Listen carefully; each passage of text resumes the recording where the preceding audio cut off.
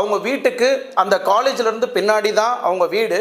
அதுக்குள்ள நடந்து போகும்போது நிறைய இந்த யூனிவர்சிட்டிக்குள்ள உங்களுக்கு தெரியும், நிறைய பார்க் மாதிரி நிறைய காதலர்கள்லாம் உட்காந்து பேசக்கூடிய அந்த இடம், மாணவர்கள்லாம் உட்காந்து பேசக்கூடிய அந்த இடத்துல அவங்க யாரெல்லாம் காதல் பண்ணுறாங்களோ அவங்கள மட்டும் தனியாக நோட்டமிட்டு அவங்கள மட்டும் ஃபோட்டோ வீடியோவை எடுத்துக்கிட்டு அவங்கக்கிட்ட போய் மிரட்டி இந்த மாதிரி பாலியல் வன்கொடுமையில் தொடர்ச்சியாக ஈடுபடுத்தி இருக்கிறான்.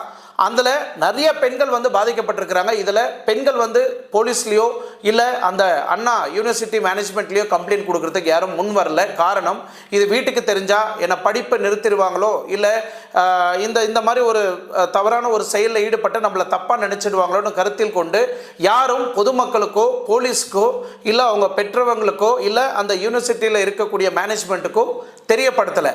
இதை தெரியப்படுத்தாத வரைக்கும் இந்த ஞானசேகர் வந்து ரொம்ப தந்திரமாக இந்த விஷயத்தை பயன்படுத்தி இந்த மாதிரி நம்ம இந்த